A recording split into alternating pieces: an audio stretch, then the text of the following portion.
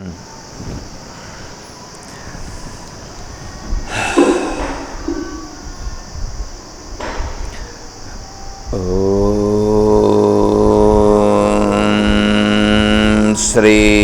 గురుభ్యో నమః.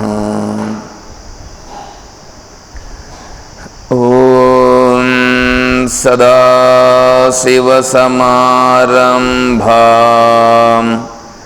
శంకరాచార్యమధ్యమాం తత్వవిదానందపర్యంతం వందే గురుపరంపరాం. ఓం శ్రీ గురుభ్యో నమః.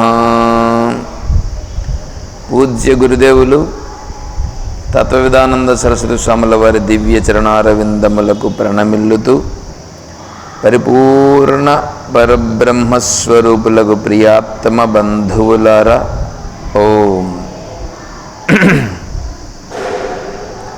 స్తోత్ర మంజరిలో మనం విచారించుకుంటున్నాం.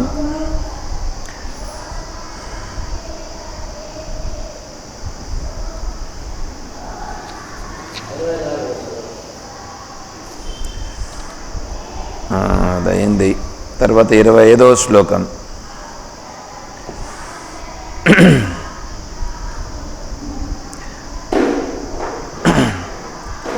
ఓం శివాజ్ఞయా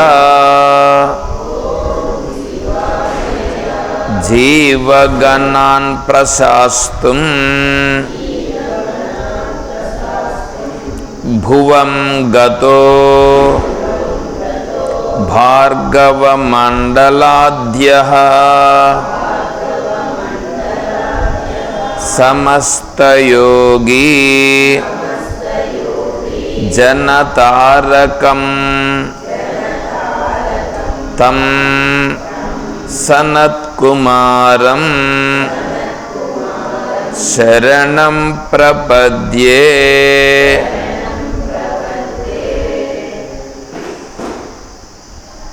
ఓం.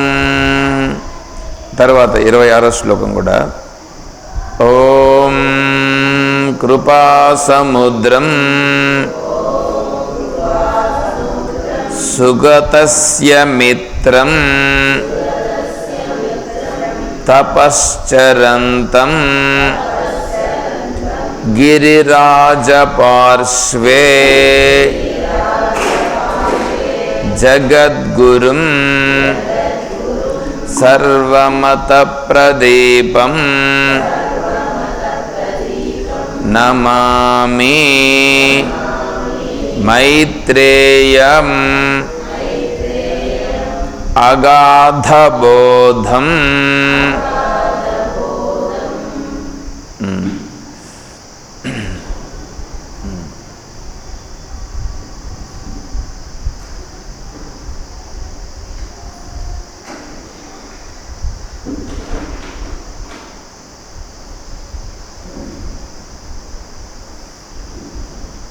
చాలు రండి.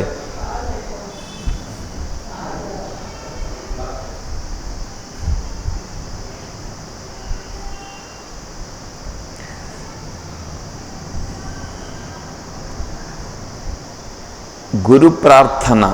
ఇది గురు ప్రార్థన. ఇక్కడ చూడండి. శివాజ్ఞయా జీవగణాన్ ప్రశాస్తుం భువంగతో భార్గవ మండలాద్యః సమస్తయోగీ జనతారకం తం సనత్కుమారం శరణం ప్రపద్యే. సనత్కుమారుల వారి ప్రార్థన. సనక, సనందన, సనత్ సుజాత,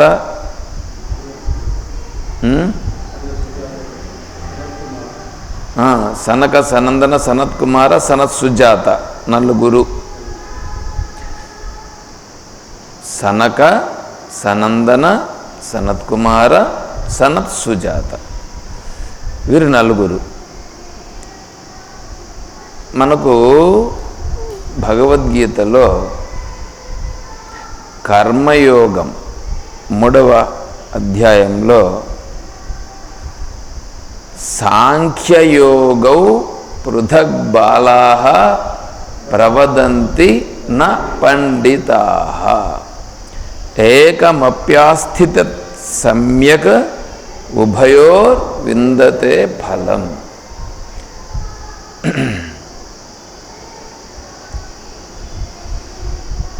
అర్జునుడు సాంఖ్యము కర్మ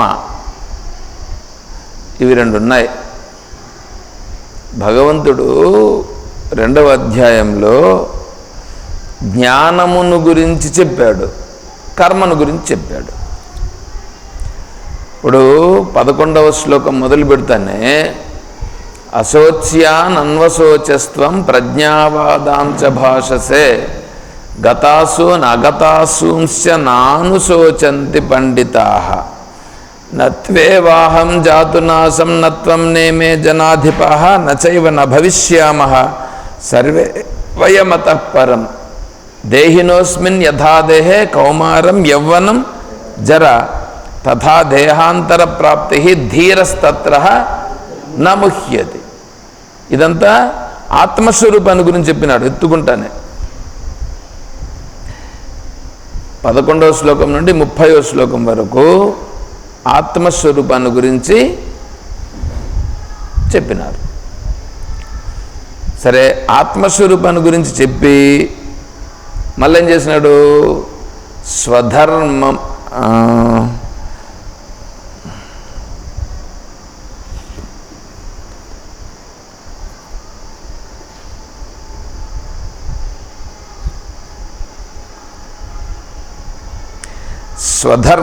అదే శ్లోకం. స్వధర్మమపి చావేక్ష్య నవికంపితుమర్హసి ధర్మ్యాధియుద్ధాది శ్రేయోన్యత్ క్షత్రియస్య న విద్యతే అన్నాడు. స్వధర్మమపి చావేక్ష్య నవికంపితుమర్హసి నవికంపితు క్షత్రియస్య న విద్యతే. క్షత్రియుడుగా ఉండేటువంటి వాడికి యుద్ధం చేయడం అనేటువంటిదే నవికంపితు. దాంట్లో నుంచి కంపితుడు కాకూడదు, దాంట్లో నుంచి బయట వేరే దీనికి రాకూడదు. అంటే మీ క్షత్రియుడుగా ఉండేటువంటి వాడు ఇప్పుడు చేయాల్సిన, అంటే నువ్వు యుద్ధం చేయాల్సిన సమయం వచ్చినప్పుడు యుద్ధం చేయాలి. అంటే స్వధర్మం, ఎవరెవరి స్వధర్మం ఏది ఉందో అది చేయాల్సి ఉంది. అంటే తన విద్యుక్త కర్తవ్యాన్ని చెయ్యాలి. అంటే కర్మను చేయాలి అని చెప్పాడుగా. ఇప్పుడు జ్ఞానమును గురించి చెప్పాడు, తర్వాత కర్మను గురించి చెప్పినాడు. ఇప్పుడు అర్జునునికి మళ్ళీ ఏమన్నాడంటే దూరేణ హ్యవరం కర్మ బుద్ధియోగా ధనంజయ బుద్ధౌ శరణమన్విశ్చ కృపణాః ఫలహేతవః. దూరేణ హ్యవరం కర్మ అంటే కర్మను చేస్తున్నావు కదా, ఈ కర్మను చేసేటప్పుడు ఒకవేళ కర్మను చేసి నువ్వు ఫలమును గన కోరినావా,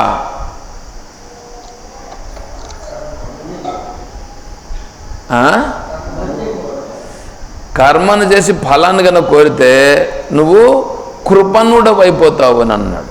కృపణాః ఫలహేతవః. కృపణుడు అంటే పనికిరాని వాడు అని ఒక అర్థం, నపుంసకుడు అని ఒక అర్థం, అజ్ఞాని అని ఇంకొక అర్థం, మోహావేశపరుడు అని ఇంకొక అర్థం. ఆత్మతత్వాన్ని తెలుసుకునే దానికి వచ్చి ఆత్మతత్వాన్ని తెలుసుకోకుండా శరీరాన్ని విడిచిపెట్టేవాడు అని అర్థం. ఇట్లా అర్థాలు ఉన్నాయి. కాబట్టి కర్మ చెయ్యాలి అని చెప్పాడు.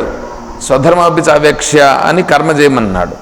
మళ్ళీ కర్మను చేస్తే ఫలాన్ని కోరితే ఏమైపోతాడు? కృపణుడైపోతాడు అని అన్నాడు. ఈ కృపణుడైపోతే వాడంతా పనికిరాని వాడు అని అర్థం. అంటే ఇప్పుడు కర్మను చేసిన వాడు ఫలాన్ని కోరకుండా ఉంటాడా? అదేందో ఒక సామెత ఒకటి ఉంది, తేనె తీసినోడు చెయ్యి నాకన్నా ఉంటాడా? అంతే కదండి. తేనె తీసినాడు, తేనె అంతా తీసేసినా కూడా చేతికి అంటుకుంటుందిగా, మరి దాన్ని నాకోకుండా ఉండలేడుగా. అట్లా కర్మలోకి దిగిన తర్వాత కర్మఫలం అంటకుండా ఎట్లుంటుంది? కర్మఫలాన్ని కోరితే వాడు కృపణుడు అని అన్నాడు. ఇప్పుడు ఎట్లా ఉంది? ఇప్పుడు ఇక్కడ కర్మ అంటే జ్ఞానస్థితిలో కర్మ ఉండదు. మొదట్లో ఏమో అశోచ్యాన్ అన్వశోచస్వం ప్రజ్ఞావదాంశ భాషసే గతాసు నగతాసుంశ దేహి నిత్యం అవధ్యోయం దేహే సర్వస్య భారత. చూడండి ఎట్లా ఉందో, నజాయితే మ్రీతేవా కదాచిత్, ఇవన్నీ చెప్పారు. అంటే ఆత్మస్వరూపాన్ని గురించి చెప్పారు. తర్వాత కర్మను చేయాలని చెప్పాడు. తర్వాత కర్మఫలాన్ని కోరితే కృపణుడు అని చెప్పాడు. అర్జునుడికి ఇప్పుడు ఏమైందంటే దాన్ని ఒక సీక్వెన్స్లో అర్థం చేసుకోవాల్సి ఉంటుంది అక్కడ. అంటే జ్ఞానం గొప్పది, జ్ఞానం కలిగి నీ విద్యుక్త ధర్మాన్ని చెయ్యాలి. జ్ఞానం కలిగి నీ విద్యుక్త ధర్మాన్ని నువ్వు చెయ్యాలి. నీ విద్యుక్త ధర్మాన్ని చేస్తున్న సందర్భంలో ఒకవేళ ఫలాన్ని గన నువ్వు కోరినావంటే కృపణుడైపోతావు అని చెప్పినాడు పరమాత్మ. అది అర్థం చేసుకోవాలి కదా. అది అర్థం చేసుకోకుండా అర్జునుడికి ఏమైందంటే సంశయం పట్టుకున్నది. కాదపా, ఒకసారేమో జ్ఞానం గొప్పదని అంటావు. జ్ఞానం గొప్పదని అన్నప్పుడు జ్ఞానంగా కదా ఉండాలా, జ్ఞానస్థితిలో కదా నువ్వు చెప్పాలా. జ్ఞానస్థితిని చెప్పకుండా మళ్ళీ నువ్వేమంటున్నావు, కర్మ చేయాలి అని అంటావు. ఇప్పుడు కర్మ చేయాలన్నా వద్దా? కర్మ చెయ్యాలి. అదే కదా భగవంతుడు చెప్పినాడు, స్వధర్మమపి చావేక్ష, అంటే నీ స్వధర్మము నువ్వు చెయ్యి అని చెప్పాడు. స్వధర్మం నువ్వు చేయబోయానంటే ఇతనేమన్నాడు, ఇప్పుడు ఏమనుకుంటున్నాడు, కర్మను చెయ్యి అని చెప్పినట్లుగా అనుకున్నాడు. అంటే జ్ఞాన స్థితిలో ఉంటూ నువ్వు నీ నిత్య జీవితానికి జరగాల్సినటువంటి కర్మ నువ్వు చెయ్యి అని చెప్పాడు. దాంట్లో ఫలాన్ని కోరద్దు, ఫలాన్ని కోరితే నువ్వు కృపణుడు అవుతావు అని చెప్తే అది అర్థం చేసుకునే యోగ్యత లేకుండా అర్జునుడు ప్రశ్న వేసినాడు.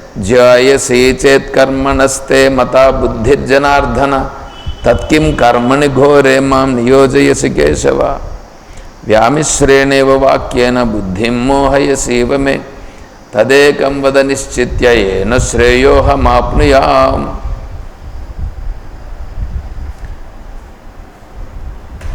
అప్పుడు భగవంతుడు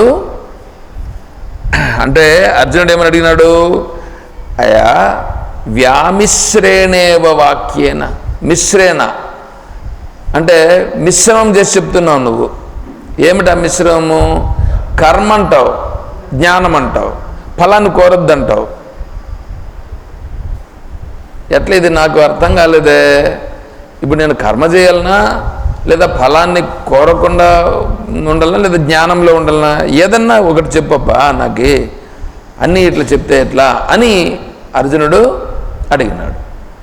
అందుకప్పుడు భగవంతుడు ఏమన్నాడు, లోకేస్మిన్ ద్వివిధా నిష్ఠ, లోకే అస్మిన్ ద్వివిధా నిష్ఠ పురాప్రోక్త మయా నఘ. హే అనఘ అంటే పాపములు లేనివాడా. ఎందుకంటే దీని గురించి కరెక్ట్గా తెలుసుకోవాలి అనే దృష్టితో కదా అడుగుతున్నాడు. అలా తెలుసుకోవాలనే దృష్టితో అడిగేటువంటి వాడు అంతఃకరణ శుద్ధి కలిగితేనే అడుగుతాడు, లేకపోతే దీని గురించి అడగలేడు. కాబట్టి నువ్వు అడుగుతున్నావు, హే అనఘ పాపరహితుడా, ఈ లోకములో రెండు విధములైనటువంటి నిష్ఠలున్నవి. లోకేస్మిన్ ద్వివిధ నిష్ఠ పురాప్రోక్త మయా, పురాప్రోక్త మొదటలో నేను చెప్పినాను, మొదటలోనే చెప్పినాను. ఎప్పుడు? ఈ సృష్టి ఆరంభములోనే నేను చెప్పినాను. ఏమంటే సృష్టి ఆరంభంలో అంటే ఎప్పుడు చెప్పినావు అని వస్తుందిగా.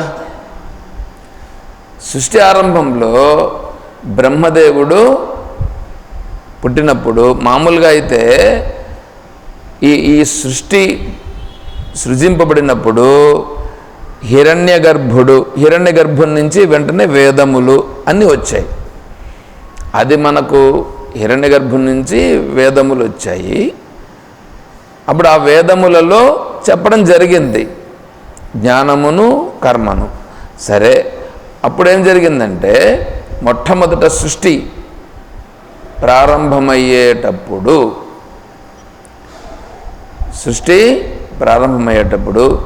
సనక సనందన సనత్కుమార సనత్సుజాతులు వీళ్ళు నలుగురిని బ్రహ్మదేవుని నుండి ఆవిర్భవించడం జరిగింది.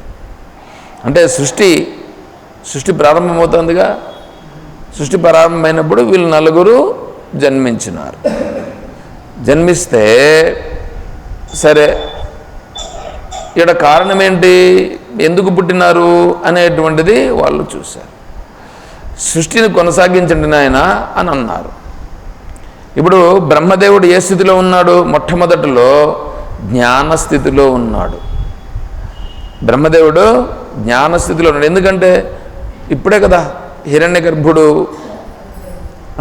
అప్పుడు ఏం చేయాలో తెలియలేదు. వారు తపస్సు చేసినారు. తపస్సు చేస్తే ఆ తాపసిక స్థితిలో వారు తత్వాన్ని తెలుసుకున్నారు. అంటే తత్వం తెలుసుకొని నిర్మలంగా ఉన్నారు. బ్రహ్మదేవులు వారు నిర్మలంగా ఉన్నారు. ఆ నిర్మలంగా ఉన్న స్థితిలో నుంచి ఇప్పుడు సృష్టిని పుట్టించే కార్యక్రమంలో నలుగురిని పుట్టించాడు. వాళ్ళు ఈ నలుగురు ఎవరు? ఈ సనక సనందాదులు. వాళ్ళను సృష్టి చేయమని చెప్పి ఆజ్ఞాపించినారు. వారన్నారు, ఏ మహాత్మా, మేము సృష్టిని చేసేదానికి మాకు ఇష్టము లేదు, మేము తత్వస్థితిలో ఉంటాము అని అన్నారు.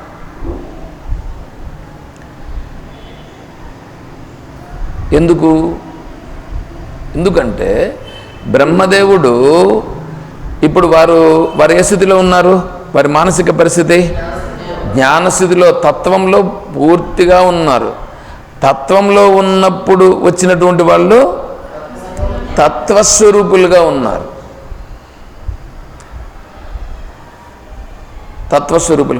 ఇప్పుడు మనం ఒక ప్రశ్న అడగచ్చు, అంటే తత్వస్థితిలో ఉన్నప్పుడు పుట్టేటువంటి వాళ్ళు తత్వస్వరూపులుగా ఉంటారా?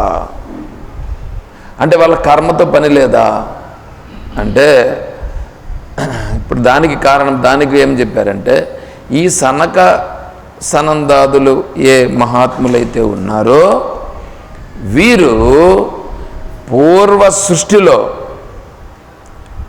సృష్టిలో వీళ్ళు జ్ఞానస్థితిలో దృఢమై ఉన్నారు.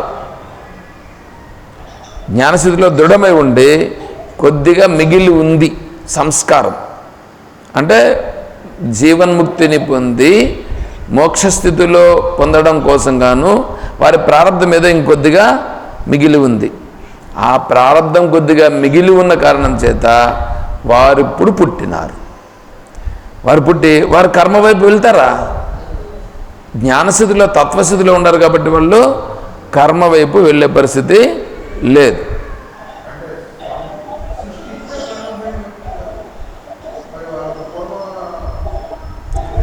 ఈ సృష్టి నీకు ఇప్పుడు ప్రారంభమైందని నువ్వు అనుకుంటున్నావు.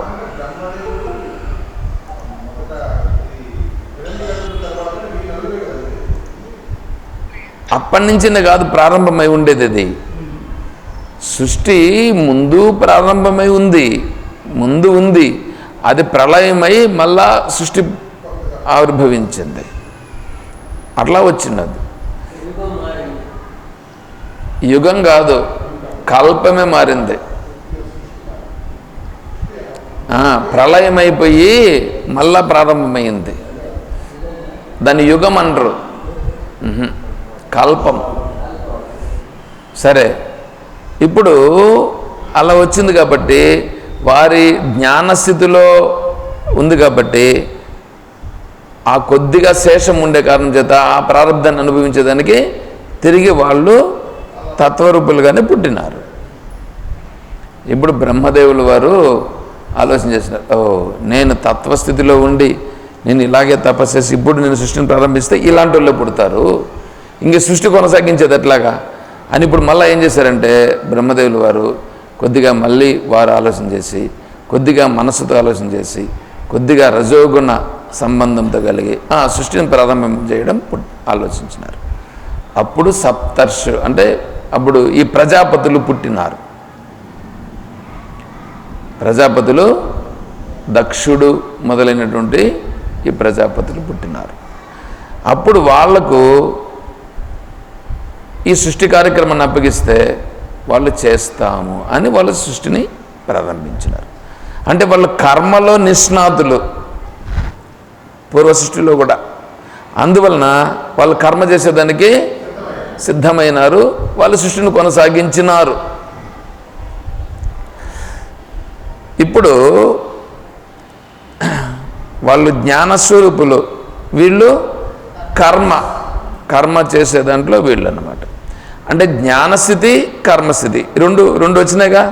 వాళ్లకు జ్ఞానమును గురించి చెప్పింది హిరణ్య గర్భుని రూపంగా పరమాత్మ, వీళ్ళకు కర్మను గురించి చెప్పింది హిరణ్య గర్భుని రూపంగా పరమాత్మ. హిరణ్య గర్భుడు అంటే మీరు బ్రహ్మాన్ని తీసుకోవద్దు, ఇప్పుడు దానిని అక్కడ బ్రహ్మగా ఉన్నటువంటిది పరమేశ్వరుడే.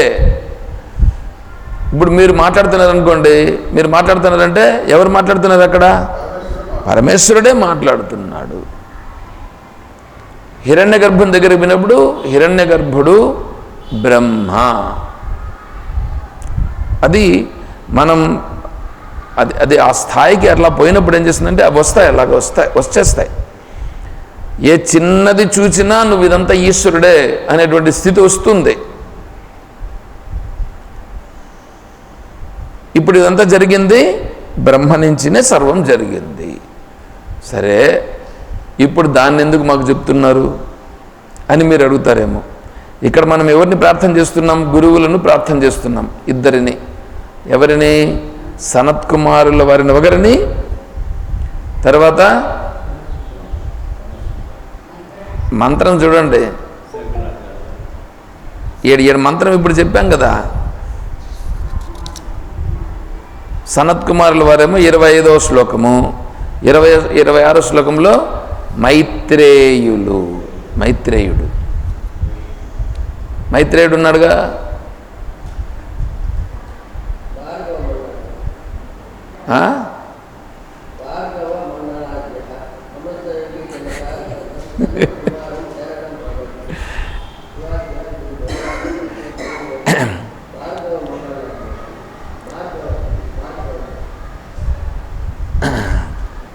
భార్గవ మండలం, అది భార్గవ మండలం అంటే ఏమే? సూర్యప్రకాశముతో సమానమైన వాడు అని చెప్తున్నారు అక్కడ సనత్ కుమారుల వారిని. తర్వాత మైత్రేయుల వారు, మైత్రేయుడు. మీరు చూడండి, ఇప్పుడు మీరు ఎక్కడన్నా కర్మ చేయాలని అనుకోండి, ఏదన్నా కర్మ చేయాలని అనుకోండి, ఏదన్నా వ్రతం చేయాలనుకో, వ్రతం చేయాలంటే ఆ వ్రతం చదివేటప్పుడు కథ వస్తుంది అనుకో, ఆ కథను ఎవరు చెప్పింటారు?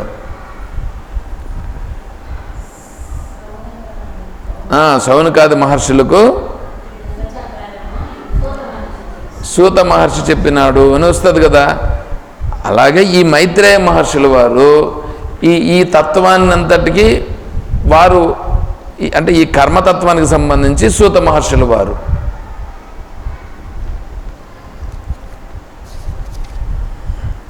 కృపాసముద్రం సుగతస్య మిత్రం తపశ్చరంతం గిరిరాజపార్శ్వే జగద్గురుం సర్వమత ప్రదీపం నమామి మైత్రేయం అగాధ బోధం. ఇప్పుడు మీకు రెండు చెప్తానేనండి. ఇప్పుడు జ్ఞానము ఒక మార్గము, కర్మ ఒక మార్గం.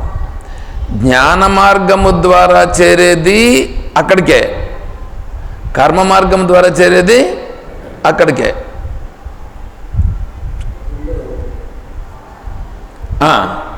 రెండు ఒకటే. ఇప్పుడు జ్ఞాన మార్గము ద్వారా చేరేది అక్కడికి, కర్మ ద్వారా చేరేది అక్కడికి అయితే అప్పుడు కర్మలోనే ఉండొచ్చు కదా, జ్ఞానంలోకి ఎందుకు పోవాలా?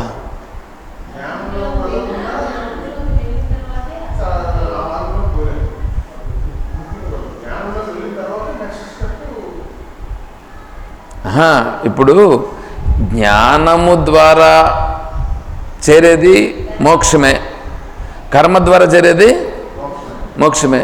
అప్పుడు జ్ఞానం వరకు పోవాల్సిన అవసరం ఏంటి? కర్మలోనే మోక్షాన్ని పొందొచ్చు కదా.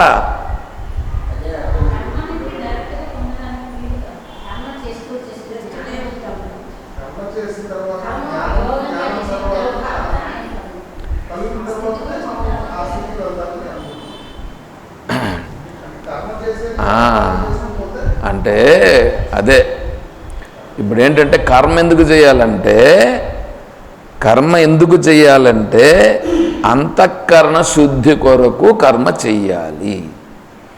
అంతఃకరణ శుద్ధి కలిగితే తర్వాత ఆత్మానాత్మ విచారణ యోగ్యత కలిగి ఆ తర్వాత ఆత్మానాత్మ విచారణ చేసి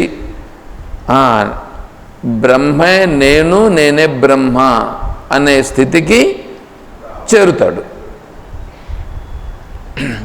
ఇప్పుడు వీడు కర్మే చేయలేదని అనుకోండి, వీడు కర్మే చేయలేదని అనుకో, ఇంక వీడికి ఆత్మానాత్మ విచారణ జ్ఞానం ఎక్కడొస్తుంది? కర్మే చేయకపోతే అంతఃకరణ శుద్ధి కలుగుతుందా? అంతఃకరణ శుద్ధే లేదు, ఇంకా ఆత్మానాత్మ విచారణ ఏం చేస్తాడు? వాడు చేయడు. కర్మ అంటే ఏంటి? ఇక్కడ కర్మయోగం, కర్మను కర్మయోగం. భగవద్గీత మనం చెప్పేటప్పుడు కర్మ, భక్తి, జ్ఞానం అని చెప్తాం. అంటే దానికి ఏం చేయాలి? యోగం అనేటువంటిది మనం పెట్టుకోవాలి ఇక్కడ మాట్లాడే సందర్భంలో. మామూలుగా అయితే కర్మ అంటే ఏమి? లోకంలో చేసేటువంటి కర్మ నిన్ను బంధిస్తుంది. అంటే లోకంలో చేసే కర్మ అంటే లోకము అని అంటే మీ ఇంద్రియాల కోసం చేసే కర్మ బంధిస్తుంది.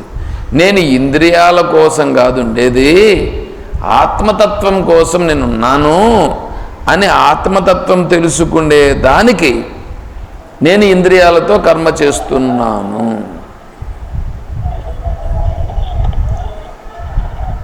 అని మనం ఎప్పుడైతే కర్మ చేస్తామో అది కర్మ ఏమవుతుంది? జ్ఞానానికి సోపానమవుతుంది, జ్ఞానానికి సోపానమవుతుంది. ఆ తర్వాత జ్ఞానం కలిగి మోక్షమును పొందుతారు. ఏమండి ఇది? కానీ మనోళ్ళు ఏం చేశారంటే జ్ఞానముతో మాకు అవసరం లేదు, కర్మతోనే మోక్షం పొందుతామని కొంతమంది పట్టుకున్నారు. ఇంకొంతమంది ఏమంటే కర్మతో మోక్షం కలగదు, కరెక్టే, కర్మ జ్ఞానము రెండూ ఉండాలి అని పట్టుకున్నారు. దాన్ని కర్మతో మోక్షం కలిగేదాన్ని కర్మే చాలు అనేటువంటి వాళ్ళు మీమాంసకులు. కర్మ జ్ఞానము రెండింటితోనూ కలిపి దాన్ని సముచ్చయం అని అంటారు. సముచ్చయం అని అంటే రెండింటితోనూ కలిపి మోక్షం కలుగుతుంది అనేవాళ్ళు సముచ్చయం. ద్వైతులు విశిష్టాద్వైతులు వీళ్ళందరూ సముచ్చయవాదాన్ని పట్టుకుంటారు. వాళ్ళు జ్ఞానాన్ని అంగీకరించరు. చెప్పండి ఎవరు?